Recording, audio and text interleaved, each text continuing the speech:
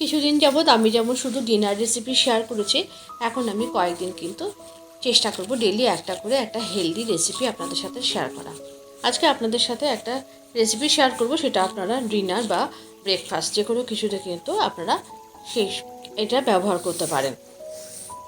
এর আগেও কিন্তু আমার পেজে ওটসের চিলা রেসিপি শেয়ার করা আছে। আজকে আপনাদের সাথে শেয়ার করব একটু মাল্টি চিলা, মানে এর মধ্যে আপনি ওটসও আছে, টকদইও আছে, সুজিও আছে, সব কিছুই আপনি পাবেন। তাহলে চলুন এই হেলদি রেসিপিটা আমরা ট্রাই করি।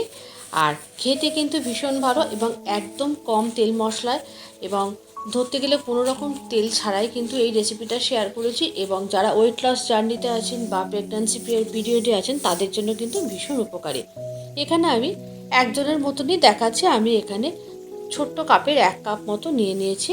খুব পাতলা যে চিড়েটা, সেই চিড়েটা আমি 2-3 বার জল দিয়ে ধুয়ে নিয়েছি। আর তারপরে আমি নিয়ে নিয়েছি 1 কাপ মতো ওটস, আর নিয়ে নিয়েছি 1 কাপ টক দই। আর সেই যে কাপ মেপে টক দই নিয়েছি সেই কাপ মেপে 2 কাপ মতো জল দিয়েছি। এরপরে মিক্সি জারের মধ্যে দিয়ে খুব ভালো করে একদম মিহি করে একদম ব্লেন্ড করে নিয়েছি।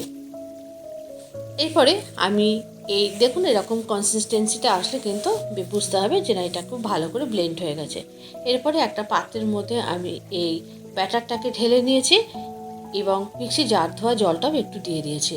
তারপরে এর মধ্যে খুব সামান্য একটু লবণ দিয়েছি আর দিয়ে দিয়েছি অল্প একটু চিলি ফ্লেক্স। আপনারা চাইলে কিন্তু লঙ্কার কুচি ব্যবহার করতে পারেন বা গোলমরিচের গুঁড়ো। আমি এটা চিলি ফ্লেক্স দিয়েছি। আর তারপরে এর মধ্যে দেওয়ার জন্য আমি কিছু সবজি কেটে নেব। একটা ক্যাপসিকাম নিয়েছি, পুরোটা লাগবে না, যতটুকু লাগবে ততটুকুই নিয়েছি।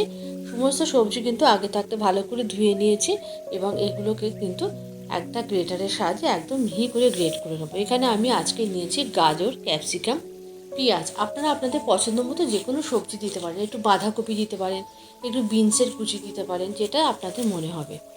বা আপনারা যদি চান কিন্তু এর মধ্যে একটা ওই ব্যাটারটার মধ্যে একটা ডিমও কিন্তু মেশাতে পারেন। একটু পেঁয়াজ কুচিও নিয়েছি। সমস্ত সবজি কুচিয়ে নেওয়া হয়ে গেছে। এরপরে কিন্তু ব্যাটারটাকে কিন্তু প্রায় 15 মিনিটের জন্য রেস্টে রেখে দিয়েছিলাম। 15 মিনিট বাদে এর মধ্যে একদম 1 চিমটে মতো একটু বেকিং সোডা মিশিয়ে নিয়েছি।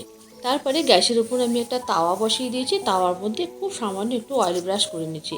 এই একবারই অয়েল দিয়েছি, আর কিন্তু অয়েল দেবো না। ব্যাটা 1 হাতা করে ব্যাটার দিয়ে দিয়েছি। তারপরে যখন উপরটা একটুখানি শুকিয়ে এসে তখন এর উপরে দেখুন এক এক করে একটু সবজি কুচিগুলো দিয়ে দিয়েছি। একটু গাজর, একটু ক্যাপসিকাম, একটু পেঁয়াজ, সমস্ত কিছু দিয়ে দিয়েছি। আর দিয়ে দিয়েছিলাম কিন্তু অল্প একটুখানি ধনেপাতা। ধনেপাতাটা দেবেন, ধনেপাতাটা দিলে কিন্তু খেতে বেশ ভালো লাগবে। এরপরে কিন্তু একটুখানি অপেক্ষা করতে হবে। 2-3 মিনিট অপেক্ষা করার পরই কিন্তু সমস্ত উপরটা একদম শুকিয়ে যাবে। তখন কিন্তু একটা খুন্তি দিয়ে কিন্তু একটু আস্তে করে উল্টিয়ে দিতে হবে। দেখুন কি সুন্দর কিন্তু রেডি হয়ে গেছে। এগুলোকে কিন্তু ছোট প্যানকেকও বলা যায়। মানে এগুলোকে ছোট ছোট চিলাগুলো যদি বড় বড় না ভেজে এরকম ছোট ছোট প্যানকেকের মতো ভাজা যায় তাহলে কিন্তু দেখতেও ভালো লাগে আর খেতেও কিন্তু বেশ ভালো লাগে। সমস্ত এই প্যানকেক বলুন বা চিলা এগুলো কিন্তু আমার রেডি হয়ে গেছে। আজকে আমি এটাকে পরিবেশন করেছি একটু মেয়োনিজ আর একটুখানি রেড চিলি সস দিয়ে। আপনারা চাইলে এটাকে ধনেপাতার চাটনি, পুদিনার চাটনি, নারকেলের চাটনি, বাদামের চাটনি যে কোনো কিছুর সাথে কিন্তু পরিবেশন করতে পারেন। যেহেতু আমি একা খাবো সেই জন্য কিন্তু আজকে এটাই আমি করেছি।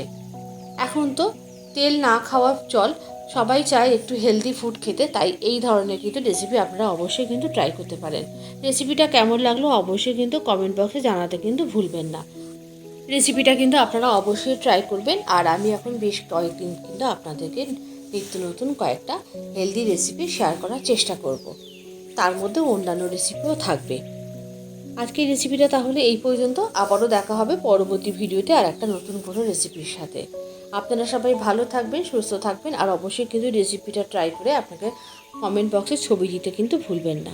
যখন ওয়েট লস জার্নিতে থাকতে হবে, অনেকেই আছে যারা ওয়েট লস জার্নিতে আছেন বা থাকতে চাইছেন, এমন এমন খাদ্য খেতে হবে যেন সেটাকে মনের ওপর বোঝা তৈরি না করে এবং কখনোই যেন মনে না হয় যে আপনি একদম কম খাচ্ছেন বা আপনার মনের মতো খাবারগুলো আপনি খেতে পারছেন না। তাই এই ডায়েট মানে যে খাবারগুলো এগুলোকে যদি একটু ভালো করে বানিয়ে নেওয়া যায় তাহলে কিন্তু সেটা মন এবং শরীরের জন্য উপকারী।